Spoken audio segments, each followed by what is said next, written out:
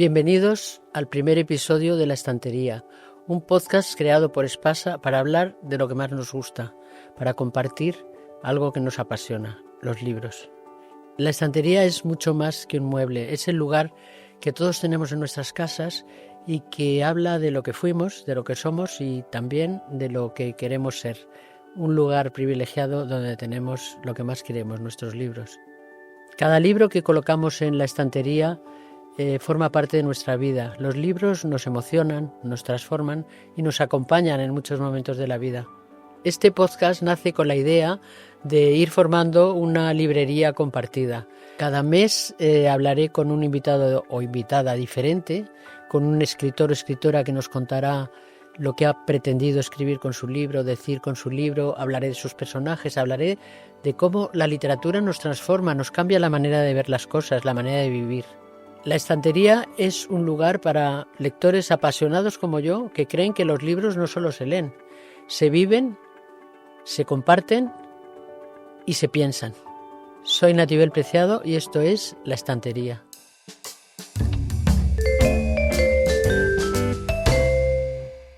Hoy abrimos la estantería con un personaje que sabe cómo contar una historia bien contada. Vicente Vallés es periodista, es analista político y es novelista. Tiene la capacidad de contar la vida cotidiana, eso lo hemos visto desde hace muchos años con una solvencia absoluta, pero ha conseguido en sus nuevas novelas contar un mundo que forma parte de la realidad y de la ficción. Y lo más apasionante de sus novelas es descubrir qué parte no es real y qué parte es real, porque nos confunde absolutamente. Lo funde los dos géneros con una solvencia como los grandes maestros.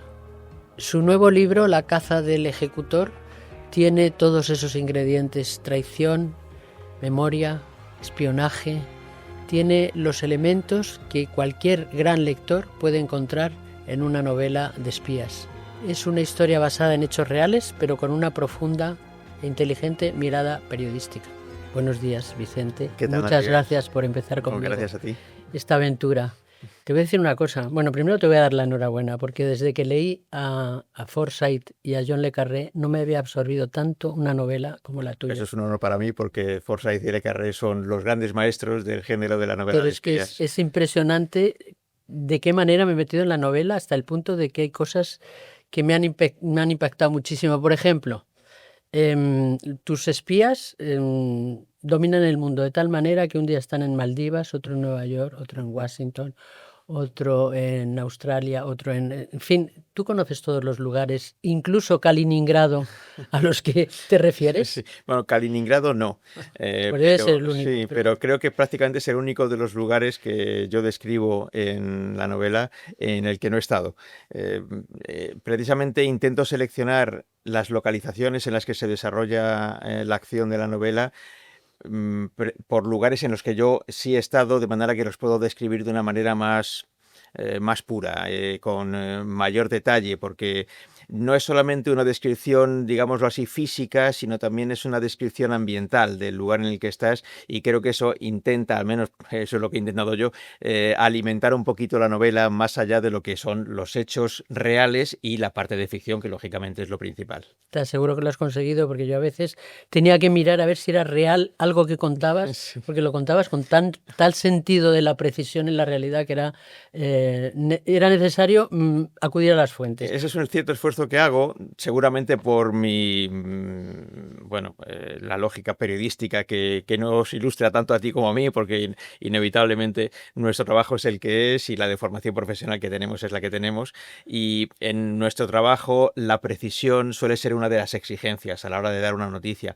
Pero yo he intentado también trasladarlo en alguna medida a la ficción, aunque tanto en Operación Kazán, la novela anterior, como en La caza del ejecutor, como hay muchos hechos reales que describo, pues intento hacerlo con cierta precisión para que en algunos casos el lector tenga incluso la duda: ¿esto es real o esto es ficción? Y hago ese juego con el lector para quien quiera confirmar si es parte de la ficción o parte de la realidad, lo pueda confirmar. Pues lo has conseguido conmigo, desde luego lo has conseguido.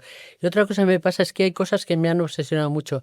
Ahora, cada vez que voy a un bazar, me encuentro un chino, digo, será espía, porque da la impresión, lo cuentas también, que sí es verdad que hay una red de espías chinos todo el mundo, y en España especialmente, que van a trabajar por el engrandecer a su patria y de repente sospechas, ¿no? Sí, pero no he pretendido dar esa impresión. Los ciudadanos chinos que están por el mundo son gente magnífica y todos tenemos contacto con ellos porque efectivamente el quien más y quien menos va de vez en cuando a un restaurante chino, quien más y quien menos va a estas tiendas de chinos que todos conocemos y que están abiertas habitualmente 24 horas y te dan un servicio magnífico. No, pero lo que sí he intentado en la novela es contar un hecho que sí es cierto y que no te creas que es tan sencillo de confirmar porque no hay tanta por decirlo así, tanta producción literaria ni de ensayos sobre el espionaje chino todavía. La va habiendo, pero todavía no hay mucha. Y ahí sí que he tenido que hacer una labor intensa de documentación sobre cómo funcionan los servicios chinos. Hay mucho sobre los servicios rusos, mucho sobre la CIA, mucho sobre los servicios occidentales en general, los británicos, pero no tanto sobre los chinos. La cuestión no es que los ciudadanos chinos que están en el exterior sean espías, que no lo son. La cuestión es que hay mucha conexión entre los cientos de millones de ciudadanos chinos que están repartidos por el mundo. En cualquier lugar del mundo hay uno, trabajando, estudiando o con una tienda.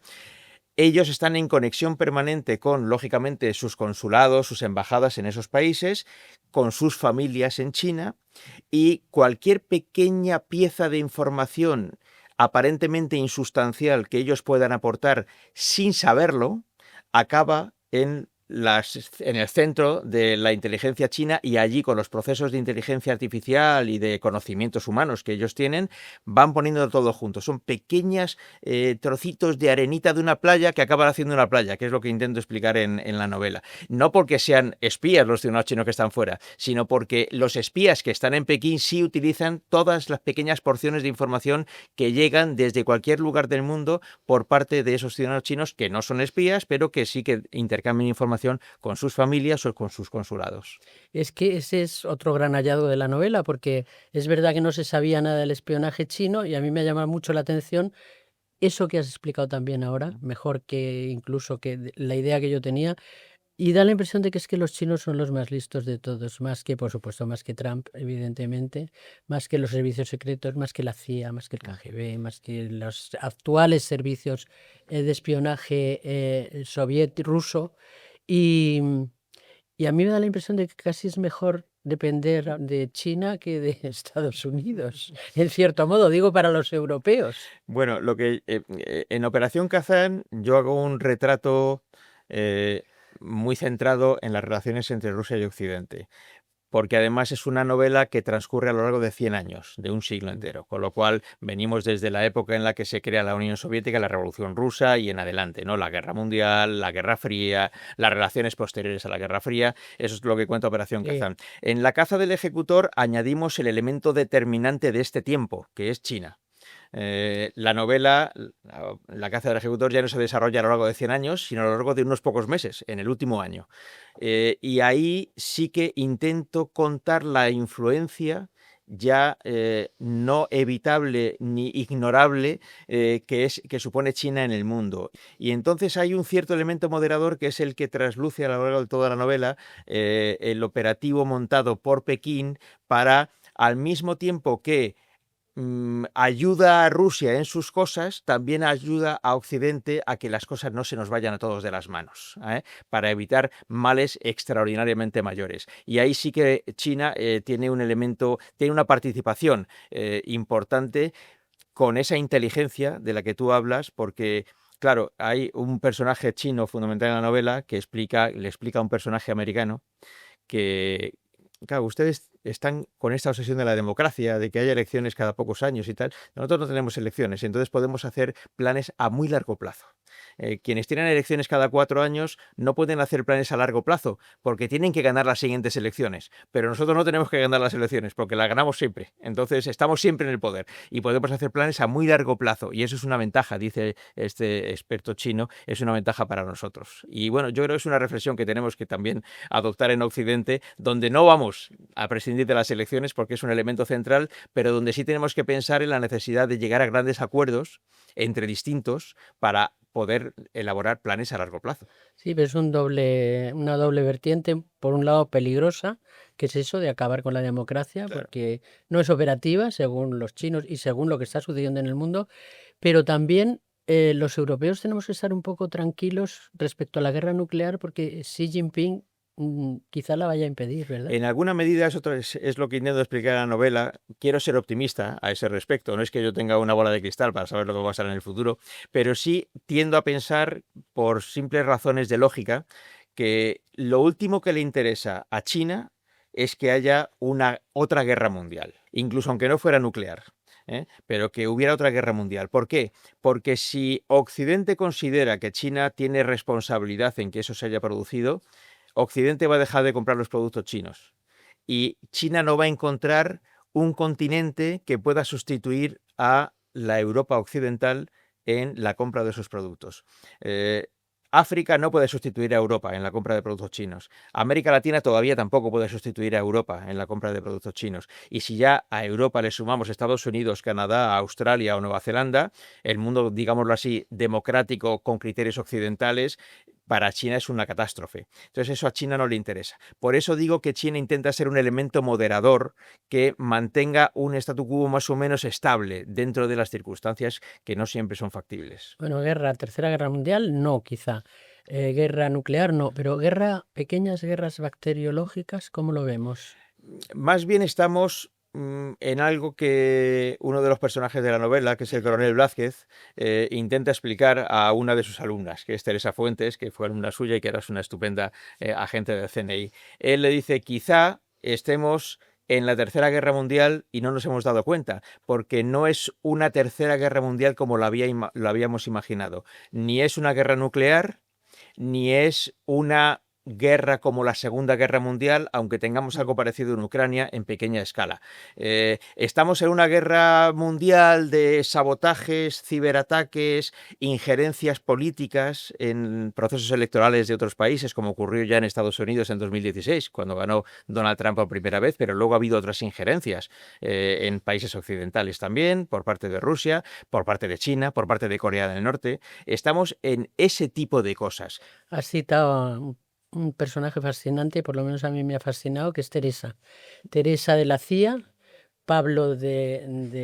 Teresa del CNI, Pablo de la CIA. Eso es. ¿Vas a seguir con esa saga? Teresa a mí me recuerda a algún personaje cercano. Pues dime. Pues me recuerda a una tal Ángeles, un poco. Bueno, tiene algunas características, sí. Listísima, es brillante, es una mujer extraordinaria. Sí, y me ha hecho gracia porque de vez en cuando pensaba en ella. Sí, es verdad que algunos bueno, yo creo que casi todos los personajes, cuando nos ponemos a escribir, inevitablemente estamos pensando en alguien que conocemos y que sumamos algunas de sus características.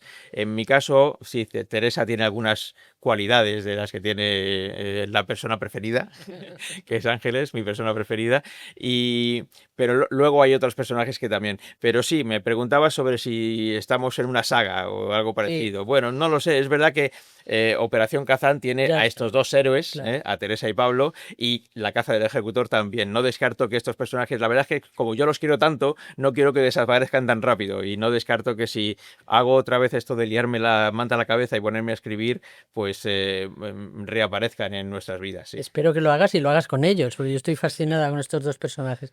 Oye, la profesión de espía está muy sobrevalorada. Entre otras cosas, yo que he tratado con pocos espías, pero con algún importante del CNI, de nuestro CNI, les molesta muchísimo que les llamen espías y se vienen arriba y dice que ellos son agentes de los servicios de inteligencia. O sea que ellos mismos tienen un marketing maravilloso, ¿no? Porque el servicio de inteligencia no cualquiera puede ser inteligente. Un espía no es nada, pero un agente de inteligencia es muy importante. Son fascinantes, pero ¿a ti te gustaría, por ejemplo, que tu hijo fuera espía o perteneciese a los servicios de inteligencia? Bueno, yo tengo un altísimo respeto por el trabajo de los espías. A mí sí me gusta la palabra espía, más allá de que sean miembros de un servicio de inteligencia. A ellos no o que les sean gusta. agentes de inteligencia. Bueno, lo puedo entender, pero a mí la palabra espía me encanta. Y además creo que es y ha sido y seguirá siendo un tipo de trabajo fundamental para el sostenimiento de las democracias. cuanto más fuertes son las autocracias, más fuertes tienen que ser los servicios de inteligencia de los países democráticos. En competencia muy dura, porque los países autocráticos tienen servicios de inteligencia muy potentes y tenemos que igualar por lo menos esa capacidad, esa potencia que tienen esos servicios de inteligencia. A mí sí me gusta la palabra espía. Que a mi hijo le gustara la tarea, bueno, él hará lo que le parezca bien y a mí no me importaría que lo hiciera, desde luego. Yo no le voy a poner ningún pero a que tenga que ser esto o aquello, siempre que él lo disfrute. Pero creo que desde luego ese trabajo, esa tarea es fundamental para las democracias y en buena medida pasa una cosa con las tareas de inteligencia y es que nos enteramos de que tenemos servicios de espionaje cuando algo sale mal y no nos enteramos de la cantidad de cosas que salen bien gracias a los servicios de espionaje, precisamente por esa labor callada que tienen los servicios de espionaje. Si se produce un atentado terrible, todos culpamos a los servicios de inteligencia porque no se han enterado. Cuando se evitan los atentados nunca nos enteramos, cuando ellos los consiguen evitar. Y se han evitado muchísimos gracias a los servicios de inteligencia y eso nunca se sabe. Yo creo que eso tenemos que tenerlo en cuenta y saber aplaudirlo también silenciosamente, como son ellos, ¿no? Pero saber aplaudirlo.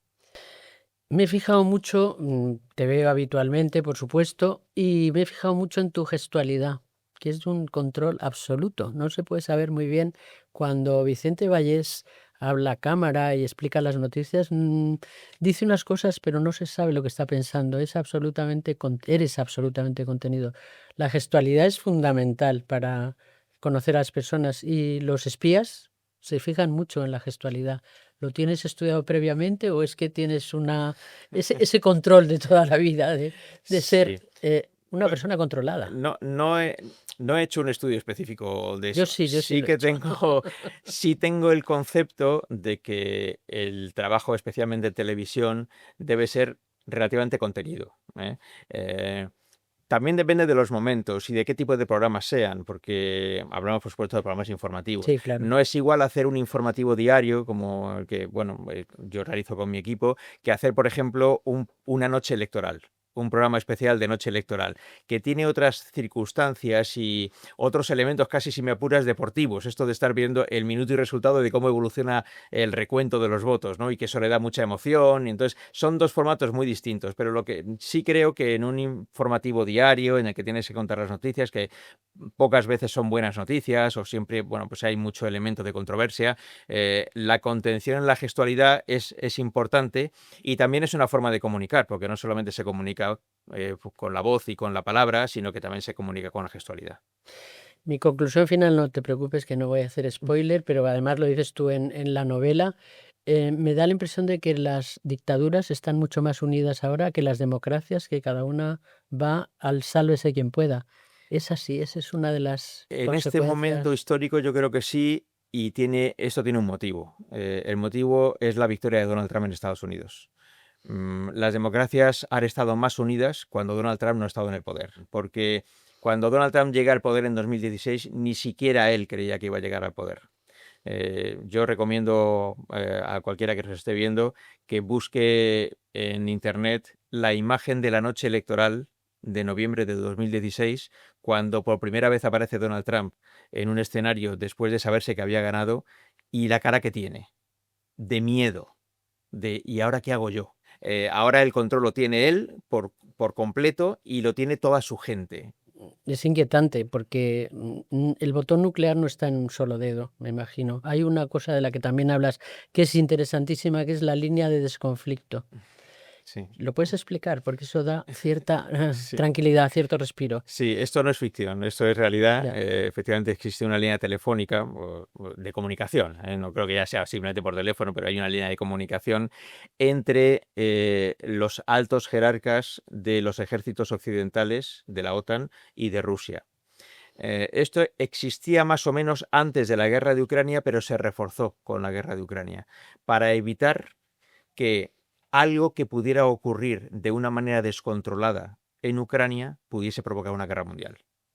Entonces, intentar saber si algo que ha ocurrido ha sido deliberado o ha sido un error o ha sido un accidente, para que quede claro que no ha sido un intento de provocar al enemigo.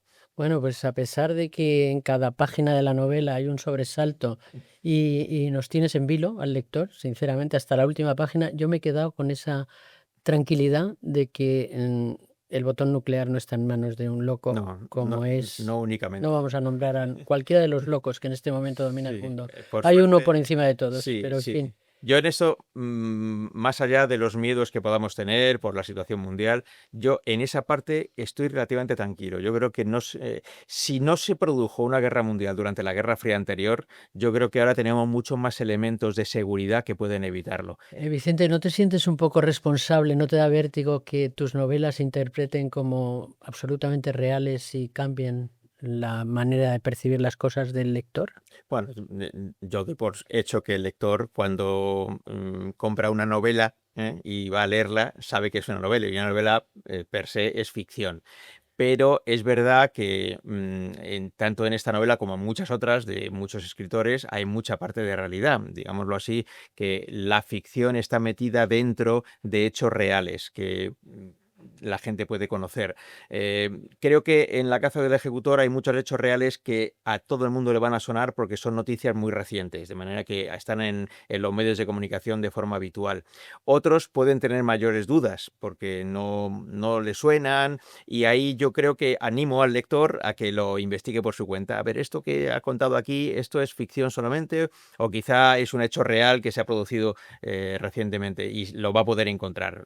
Si lo encuentra es que es un hecho real y la ficción transcurre dentro de ese hecho real, o simplemente es pura ficción y el autor se lo ha inventado. Ahora me asombra porque está tan sumamente actualizada que no entiendo cómo te ha dado tiempo a meter el último capítulo. Sí, bueno, es verdad que yo tenía que entregar la novela, si no recuerdo mal, el día 15 de agosto de 2025, y justo en esos días se anunció una reunión que se iba a producir como una semana después entre Donald Trump y Vladimir Putin en Alaska.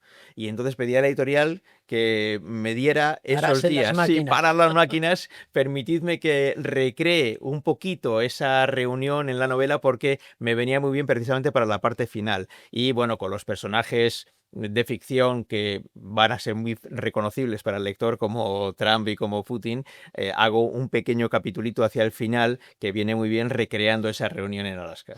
Oye, el hecho de que no se llame Putin el protagonista es por respeto, por temor, por miedo. Bueno, el criterio que he seguido tanto en Operación Kazán como en La caza del ejecutor es no utilizar nombres reales de personas que están vivas. Entonces, cuando hago alguna referencia a algún personaje histórico que ya murió, ahí sí que utilizo su nombre real, pero personajes que siguen vivos y que son parte de las noticias, son parte de la historia actual, contemporánea, pues en ese caso utilizo nombres distintos, pero que son muy fácilmente identificables para el lector. Pues enhorabuena, Vicente, porque de verdad es un novelón impresionante. Lo digo de verdad. O sea, después de John le Carré, el único libro de espías que me ha tenido sin dormir 2 días sin dormir, ha sido el tuyo. Bueno, te lo La agradezco caza del muchísimo. ejecutor. Gracias.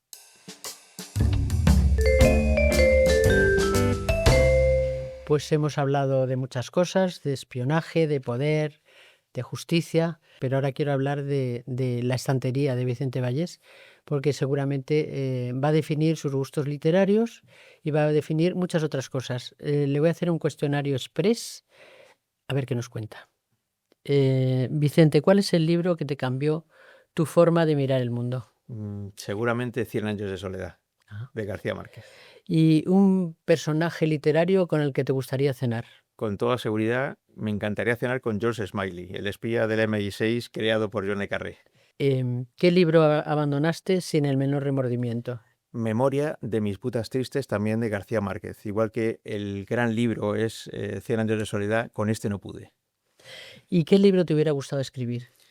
Me hubiera encantado escribir El nombre de la rosa de Humberto Eco. Me parece un libro fabuloso en todos los ámbitos, porque también en eso he intentado copiarle hasta un poquito que he podido, que mezcla la realidad histórica de la Edad Media con un montón de datos y una historia de ficción que es un relato de thriller metido en un convento de la Edad Media. Es una cosa maravillosa. ¿Y qué libro tiene un lugar especial en tu estantería?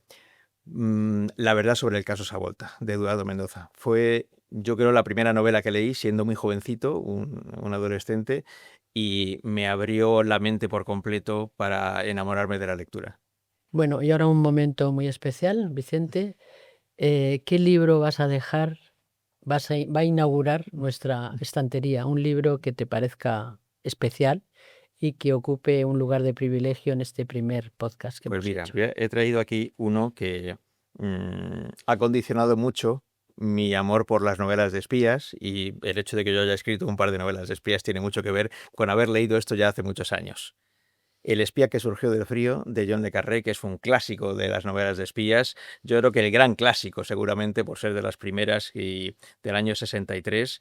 Y lo recomiendo muy vivamente porque quien sea aficionado al género se lo va a pasar muy bien y va a recrear el mundo de los primeros años 60, recién erigido el muro de Berlín.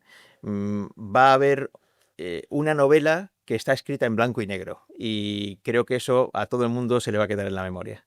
Un gran libro y una gran película. Creo Sí. recordar que era Richard Con Burton, ¿no? Richard Burton de protagonista, sí, haciendo de Alec Limas, que era el Pues protagonista de la mil novela. gracias, Vicente, por inaugurar esta sección, este podcast, La Estantería, y por elegir un libro que yo comparto absolutamente contigo. Fantástico. Gracias, contigo y Gracias. con tus novelas. Muchas gracias. Enhorabuena. Y hasta aquí el primer capítulo de La Estantería. Hay una frase de Lorca que a mí me gusta mucho: la literatura no quiere adeptos, quiere amantes. Y con esta frase me despido hasta el próximo episodio, que será con un nuevo autor, un nuevo libro y una nueva historia. Muchas gracias.